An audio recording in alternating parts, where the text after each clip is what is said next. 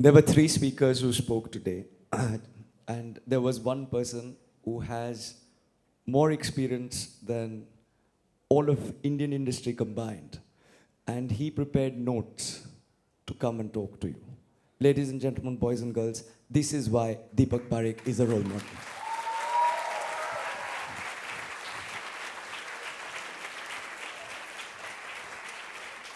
You know, when I was in Xavier School, in 5th standard, my parents paid 5 rupees fees. In 6th standard, they paid 6 rupees. 8th standard, they paid 8 rupees. And 11th standard, 11 rupees. That's the education I've had. And these days, if you put 5 zeros after that, sir, it's difficult to get quality education.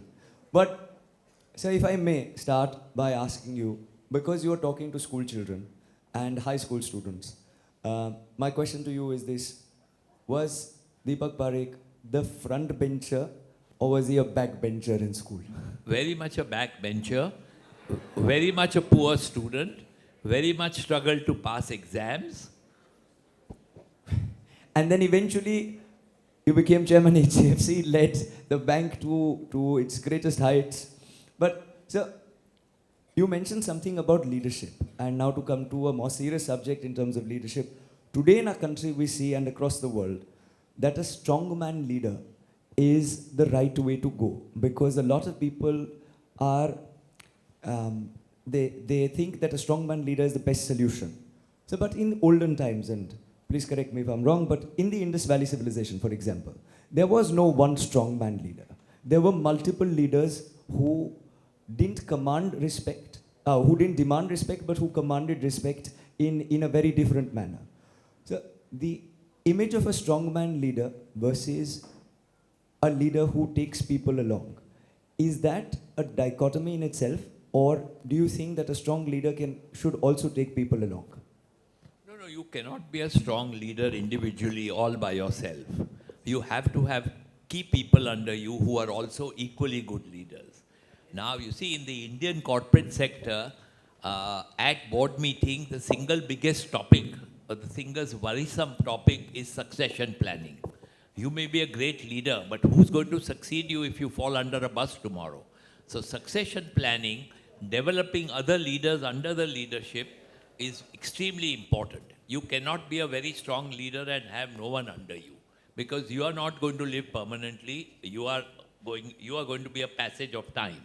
So you have to develop, and it's a failure if a good leader does not develop future leaders or leaders under him who can seamlessly take over his position.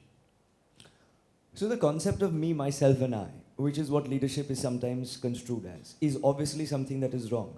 A school captain should be more empathetic, more energetic, and should take people along, is what you're trying to say. But sir, when it comes to leadership, and I face this conundrum so many times as well, that if you ask the opinion of a lot of people, then their opinions bog you down, so to say, because there are so many different opinions and then you get confused. So sometimes leaders would saying, I look at the mirror, I ask myself the question, I answer it, and that is not necessarily the best way to go forward. But how do you solve that conundrum, and what advice would you give to a young person who is just beginning to become a leader in their life to solve this conundrum? See, even if in school, you cannot study alone. You have to share your notes. If you are a brilliant student, you must help the students who are not so brilliant as you. Teamwork is necessary. I was not a good student, as I told you. I had to go to my friend's house and collect his notes and study with him and have a group of people who take tuitions together, because we were weak students in Sanskrit or something like that, which was a subject very difficult. I don't know a word of Sanskrit now, but I took Sanskrit in school. So it's such a difficult, complex language. So you cannot do anything alone. You dispel that thought in your mind that alone you are the best. You have to carry people along. You have to work with people along. You have to study with your own colleagues, and you should help to share information. Don't keep your knowledge or your information. It's the same thing in a company. Many people I know, many managers I know, who know everything, but they don't want to share it with their colleagues. they will never succeed. They will never be called successful leaders. Successful leaders have to carry everyone together and share alike. Very true. And you gave the example of Rahul Dravid. And I was talking to them earlier about the wall and how he selflessly played for the cricket. Dravid. Rahul Dravid. You And said Rahul Gandhi. no. You gave the example of the wall and the Indian cricket team and how he selflessly played for the team. He gave up his batting position. He even gave up captaincy. A player like that is what is a good team player and also a good captain. So, but one of the things that I associate with Rahul Dravid is the impeccable goodwill, which is also associated to somebody like you. You mentioned the importance of keeping that intact. So, in today's day and age of Bitcoin valuation, goodwill sometimes is lost, and the focus is on building a goodwill, something that one will pass on. What is your message to young people? Is it more important to build goodwill or to build a goodwill? And if there is a choice between the two, what should they choose? You cannot succeed if you don't have goodwill. You must have goodwill. You must be appreciated by people in and around you. You must be appreciated by the teachers, the students, the higher classes. You must develop that goodwill. You must be popular in your class. You must have some values, some system, something in you that radiates confidence, that radiates energy, that radiates companionship, friendship, helping others. You must have that. That is the goodwill. Once you have that, the goodwill will come later. The good wealth or whatever you want to say. But you must have goodwill. You must be, networking is a must in today's day and age. In business, networking is a must to succeed. You must be visible, you must be known, you must be everywhere. But sir, network, like you said, network is your net worth. And this is something that, again, I've written in my chapter about you in the book, Nothing But the Truth, that network is net worth. But sir, you've been somebody who stayed low profile, yet who's been connected with everybody per se. As a young person, when you're growing up, you want to be connected to everybody, and they will network. What is the importance of networking, but without necessarily, because I've seen this, that you've been at the forefront of everything, but yet not at the forefront of everything. You're not taking the limelight away, but you're yet there. What is that mantra that you used to follow when it came to networking, and how to yet be omnipresent, but at the same point in time, not present? No, so it depends. Many leaders want publicity. Many leaders want their names every day in the newspapers. They want front page photos. They want to be in every business magazine. And they're made that way. I'm made differently. I'm a low profile leader, but I do massive network. I know probably every businessman, a large businessman in the country.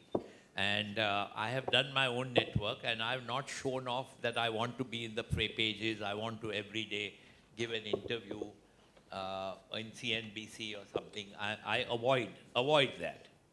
So you have to, it depends on each individual's personality. You can do network being low profile. It requires, it's easier, I think, to do that because your colleagues, your superiors understand and realize that you're not publicity conscious and you just don't want to be every day on television news. So I think it's more successful between low key and network rather than be a high profile and come, because that creates jealousy. That creates bad will. Fellow colleagues, fellow industrialists will say, he's coming every day on TV. You lose your reputation by doing that. And you seem to be showing off and boasting. And these are not adjectives that are liked by other industrialists. Correct. And sir, when everything happens, you start tweeting. There are few industrialists who tweet at every moment, whether it is good or bad. Now, I don't think that is necessary.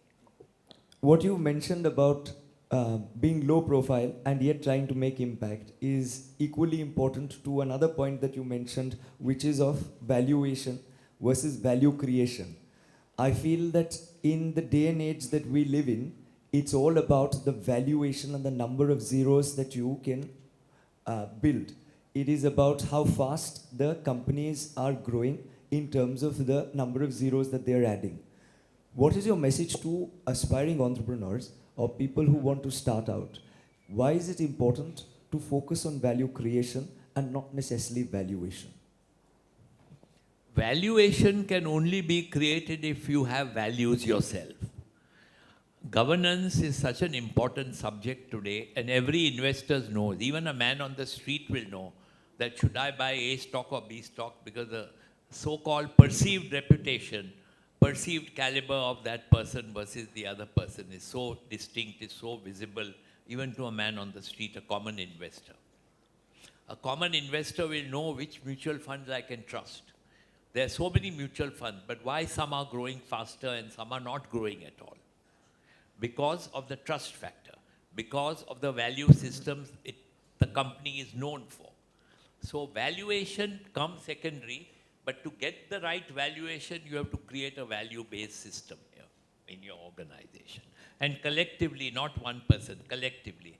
As I said, the tone at the top must be clear, must be unambiguous, must be ethical, and it must percolate to every level of the organization. Then you can.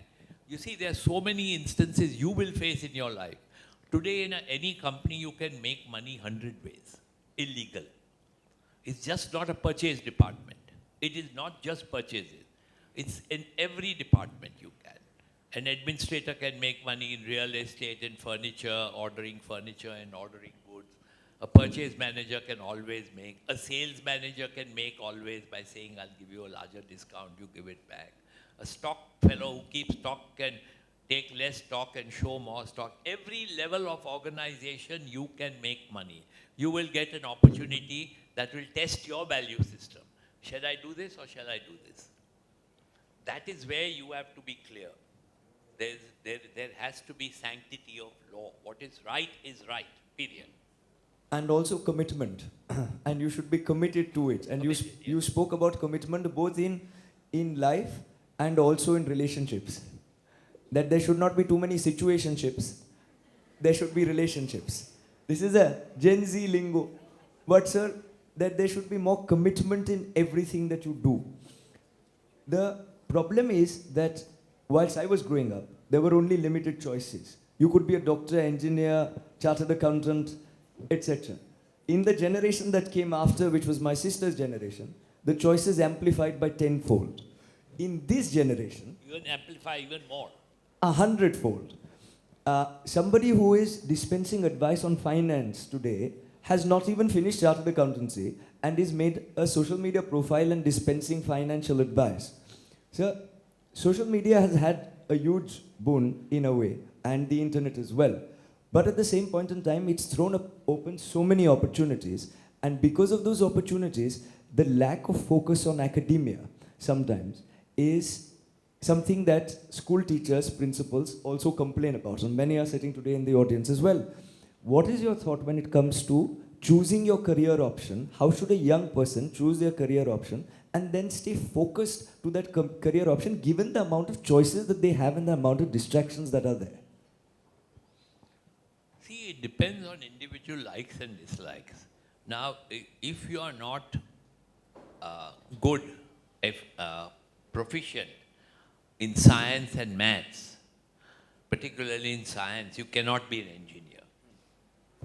It is simple. If you like commerce and numbers, you can take commerce. Anyone from Bombay Scottish? Oh, you are all from Bombay Scottish. Great.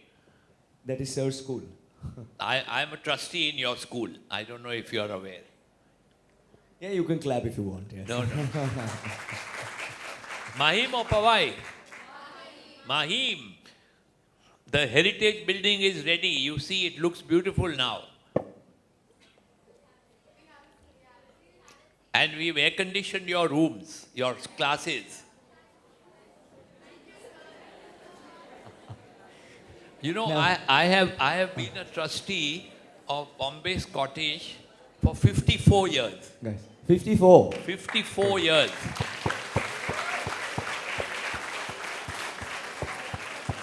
And it's interesting, it was called Bombay Scottish Orphanage Society. I went to Xavier's, but my first job was Grindlay's Bank, and I had Scotsman working Scotsman was my boss.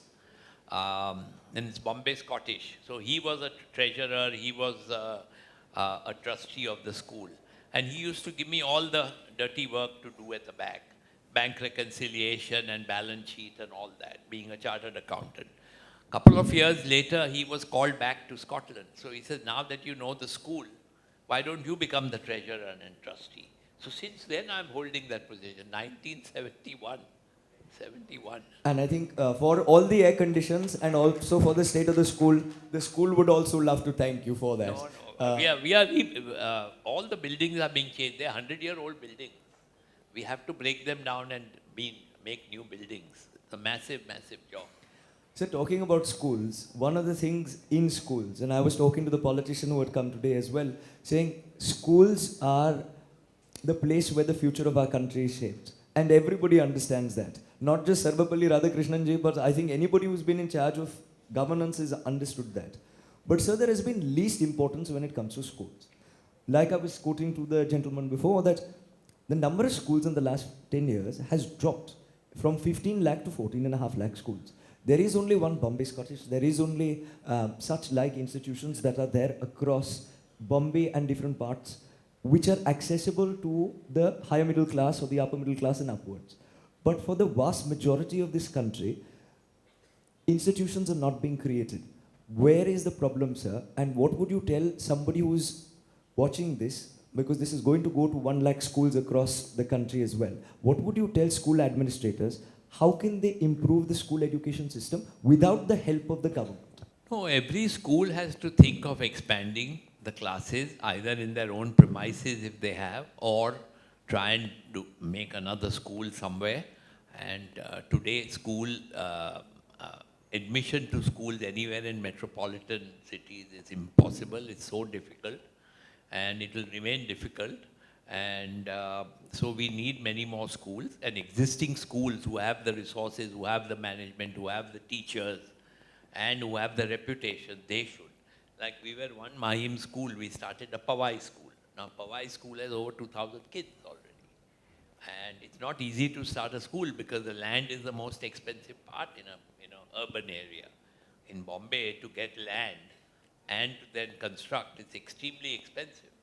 But we got donations, we saved money, we paid less to teachers, and we scraped through and we built Bombay Scottish Pawai. And so I'm sure some of our trustees will think of a third school somewhere. We've always been talking, Thane is a new area and a developed area. We need Bombay Scottish in Thane. So it's still on the cards. We need to raise money first. And so I know schooling is a big issue, and it's a difficult one. More schools are needed. More genuine schools are needed, not by businessmen who want to capitalize and make money. And it's sad that HDFC, I thought since we were giving middle class home loans to middle class people and not to the elite, we should also have educational institutions, schools, for the middle class with moderate fees and not fancy fees. So we started schools. We have 3 schools in HDFC, in Bangalore, in Pune, and in Gurgaon, Delhi. But when we merged with HDFC Bank, the Reserve Bank said a bank cannot own school. Now, these are archaic ideas. The school is running itself, and if it needs some money, it can give from CSR. And the RBI forced us to sell the schools, or give it away to different people. So, regulators also need to understand that what we were doing is, we started the school not to make money. To break even, certainly, but put the initial capital and have a good schools. And they were doing exceptionally well. They were known as HDFC schools in Pune, Bangalore, Gurgaon. Education and medicine, I know from the Bridge Candy Hospital all the way to schools that you believe in philanthropy. and you've created that these two segments of pillars of society should be more about giving back and less about taking. So, sir, my second last question to you. Second last, I thought it was the last. The last one is a fun one, I promise. But the second last question is, for me, you have been a role model. Who has been a role model to you, and what is it that you have learned from your role model that you would like to pass on to leaders of tomorrow? See, I had two role models. One was Mr. Keshav Mahindra, who is no more. He was the Mahindra and Mahindra, who started Mahindra and Mahindra, and he lived up to a right 92 years old. He was vice chairman of HDFC for 20, 30 years, and he was my role model. He also invited me to Mahindra board, and I sat 20, 25 years on Mahindra and Mahindra. He was my role model. I used to see how he behaved, how he acted, how he worked, how he talked, and how he treated people, more importantly. And the other role model was my father's younger brother, H.D. Parekh, who started HDFC, and he was ICICI chairman. And again, his character, the way he evolved and the way he started, very quiet. Both were not publicity conscious. Both were quiet workers, and they had a lot of knowledge and intelligence. And so these two were my role model. And I must say that I'm satisfied that the number of people who worked under me, so many of them, thousands and thousands, I still get letters of appreciation that you helped us to build, and we built half a dozen institutions. And they all have good leaders who are now running them. I have nothing to do with them, but still they are running it well. No, absolutely. And sir, therefore, the last question, which is, you've created a battery of leaders, and I think that is the definition of leadership that one should take away, that people who create leaders are the true leaders themselves. But my last question is a fun one. When I say the following words, what is the first thought that comes to your mind? Indian cricket. Tendulkar.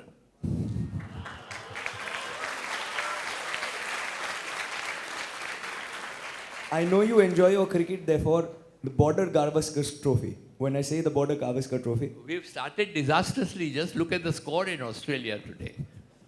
Last I saw when I was out, we were 4 down for 40 runs. IPL or Test cricket? IPL is more fun because it's short term and you are engrossed. It passes your evening very well.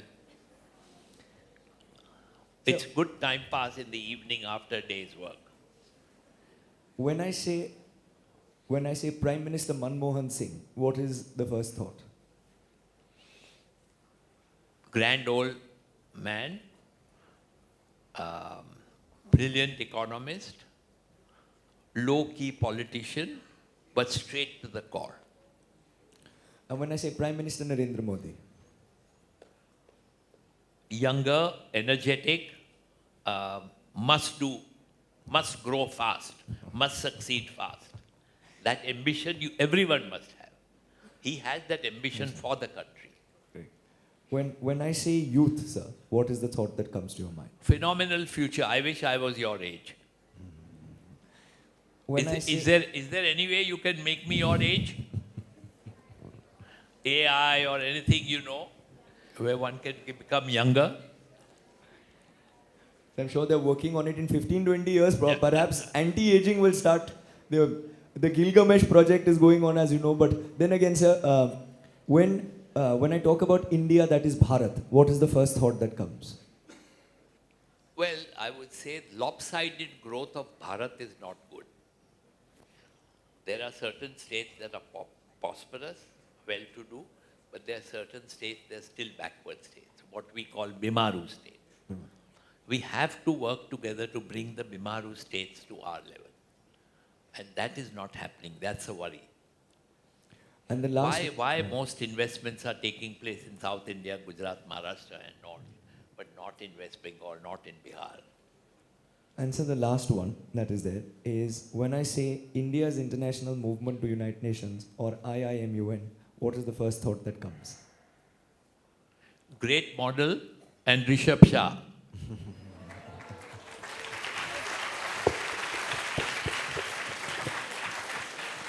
Thank you. Thank you so very much, sir, for taking out the time. And there is evolution only, sir. I'll end with this. But there is evolution only, which is which one must cope up with. Earlier, it used to be 100 runs in 200 balls. Then it became 100 runs in 150 balls. Then in 50 balls. And now in perhaps very soon it will be in 25, 30 balls. But sir, if I may, and please put your hands down. Unfortunately, we can't take any more questions, but I have to say this for him. Sir is somebody who, because he studied Sanskrit, so the one line in Sanskrit is Swasmai Swarupam Samajya Sarvasvam. There are very few people who do less for themselves and more for society. This is one person who's done so much for society that if I were to enlist the number of boards, philanthropies that he's a part of, you will simply saying that much of what is happening in our country is attributed to this man who's sitting out here. The fact that he's chosen to come and to speak to all of you reminds me of this incident when, sir, you had spoken to 25 students, 20, 30 students from all across India, our leadership team. And what sir said in terms of content is one, but second was the context and how he said it. And I'll tell you, there was a podium like this only that was there in a small office space at Cherney Road, sir. And sir had taken, he was giving the lecture on the podium. There was very little space between the podium and the chair. And we had volunteers, people who were organizing I.I.M.U.N, who were standing on the sides, who were student leaders from all across India, who were standing. And sir finished the lecture, and obviously anybody else would have waited for the podium to be moved on the side. Sir, of course, is fit, but tried to lift the podium himself. And when I went there and was offering to lift the podium, and there were two other girls who came and said, Rishabh, you can't lift anything. Let us lift it for him. Sir said, no, I will move the podium and I will sit.